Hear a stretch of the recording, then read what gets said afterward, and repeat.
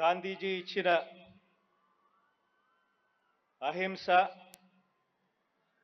శాంతి సందేశాన్ని భగత్ సింగ్ సుభాష్ చంద్రబోస్ సాహసాన్ని మన టంగుటూరి అల్లూరి పింగళి త్యాగ నిరతిని వేలు లక్షల స్వాతంత్ర సమర యోధుల బలిదానాల్ని గుర్తు చేస్తూ మన జాతీయ జెండా ఈ రోజున ఎగురుతా ఉంది.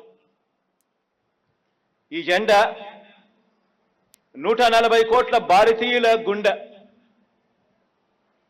ఈ జెండా కశ్మీర్ నుంచి కన్యాకుమారి వరకు జాతీయ పోరాటానికి దానికి సమాంతరంగా జరిగిన సంఘ సంస్కరణ ఉద్యమాలకు ప్రతీక.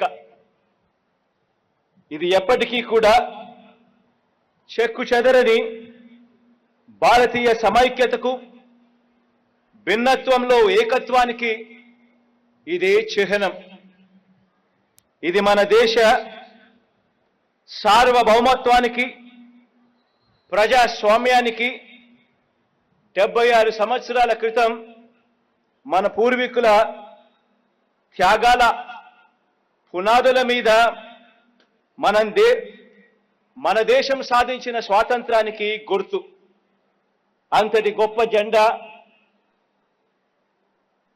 ఈ జెండాకు నిరంతరం మనకు ఈ జెండా స్ఫూర్తిని ఇస్తా ఉంది. మొత్తం రాష్ట్ర ప్రజల తరపున ఈ జెండాకు సెల్యూట్ చేస్తూ ఈరోజు కొన్ని ప్రత్యేక విషయాలను ఈ వేదిక మీద నుంచి ప్రస్తావిస్తా ఉన్నాను. ఈ 76 సంవత్సరాల మన ఈ ప్రయాణంలో ఈ దేశంలోనూ ఈ రాష్ట్రంలోనూ ఎంతగానో పురోగమించాయి. చెప్పటానికి కావలసినన్ని ఉదాహరణలు అనేకం కూడా కనిపిస్తాయి.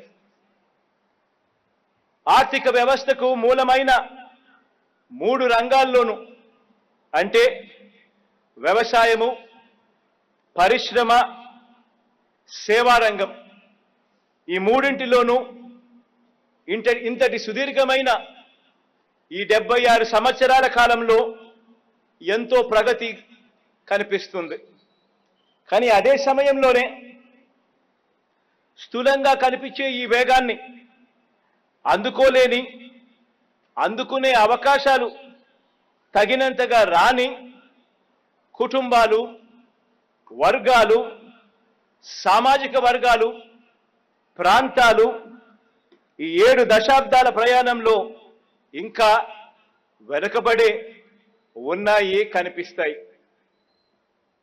వీరి ఆకాంక్షల్ని, అవసరాల్ని, ప్రగతిని దృష్టిలో ఉంచుకొని గత 50 నెలలుగా ఆంధ్రప్రదేశ్ ప్రభుత్వంగా మనం చేసిన ప్రధానమైన మార్పుల్ని క్లుప్తంగా వివరిస్తాను. ఇందులో మొదటిది గాంధీజీ కలలు కన్న గ్రామ స్వరాజ్యం. అంటే విలేజ్ సచివాలయాలు, రైతు భరోసా కేంద్రాలు, అదే గ్రామంలో ఇంగ్లీష్ మీడియం స్కూళ్ళు, అదే గ్రామంలో విలేజ్ క్లినిక్లు, వీటి ఏర్పాటుతో ఈ 50 నెలల్లోనే గ్రామ స్వరాజ్యానికి అర్థం తెచ్చాం. వీటి అన్నింటితో పాటు బ్రాడ్బ్యాండ్ సదుపాయంతో అక్కడే కడుతున్న డిజిటల్ లైబ్రరీలు కూడా గ్రామాల్లో మన కళ్ళ ఎదుటే నిర్మాణంలో ఉన్నాయి. ఇది ఈ 76 సంవత్సరాల భారతదేశంలో మరే ప్రభుత్వము కూడా చేయని ఒక గొప్ప మార్పు. గ్రామ స్వరాజ్యానికి ఇది ఒక గొప్ప నిదర్శనం. పౌర సేవల్లో ఏది కావాలన్నా అంటే బర్త్ సర్టిఫికేట్ కానివ్వండి, కాస్ట్ సర్టిఫికేట్ కానివ్వండి, పెన్షన్ కానివ్వండి, రేషన్ కానివ్వండి, ప్రభుత్వ పథకాలు కానివ్వండి, ఇలా ఏది కావాలన్నా ఎక్కడికెక్కడికో ఉన్న కార్యాలయాల చుట్టూ తిరిగే పరిస్థితిని పూర్తిగా మార్చి పౌర సేవల్ని ఇంటింటికి వెళ్ళి తలుపు తట్టి చిక్కటి చిరునవ్వుతో డెలివరీ చేసే గ్రామ సచివాలయము, వార్డు సచివాలయం వ్యవస్థ, వాలంటీర్ వ్యవస్థను తీసుకురావడం జరిగింది. ఇది ఈ 76 సంవత్సరాల స్వతంత్ర భారతదేశంలో మరే ప్రభుత్వము కూడా చేయని ఒక గొప్ప మార్పు డెలివరీ సిస్టంలో. స్వాతంత్రం మనందరికీ హక్కులు ఇచ్చింది. స్వర్ణాంధ్ర మనకు, మన పిల్లలకు బంగారు భవిష్యత్తు ఇస్తుంది. స్వాతంత్రం మనకు అవకాశాలు ఇచ్చింది. స్వర్ణాంధ్ర ఆ అవకాశాలను ఆర్థిక శక్తిగా మారుస్తుంది. స్వాతంత్రం మనల్ని ఐక్యత చేసింది. స్వర్ణాంధ్ర మనల్ని దేశంలో నెంబర్ 1 శక్తిగా నిలబెడుతుంది. 2024లో రాష్ట్ర పునర్నిర్మాణాన్ని ప్రారంభించాం. 2047 నాటికి అంతా గర్వించేలా స్వర్ణాంధ్ర నిర్మిద్దాం. ఇది కేవలం ప్రభుత్వ లక్ష్యం కాదు, ఇది 5.5 కోట్ల ఆంధ్రుల సంకల్పం కావాలని పిలిపిస్తున్నాను. ఇది మన పిల్లల భవిష్యత్తు కోసం మనందరి బాధ్యత. ఇది మన తరానికి వచ్చిన చారిత్రక అవకాశం. విధ్వంసం నుంచి వికాసం వైపు అడుగులేశాం. ఇక వికాసం నుంచి వైభవం వరకు ప్రయాణిద్దాం. సంక్షోభం నుంచి స్థిరత్వానికి వచ్చాం. స్థిరత్వం నుంచి స్వర్ణాంధ్ర వైపు సాగుదాం. ఈ సంకల్పాన్ని నెరవేర్చేందుకు ఆత్మవిశ్వాసంతో, అంకిత భావంతో ప్రతిరోజు పనిచేద్దాం. మన సంకల్పం ఒకటి,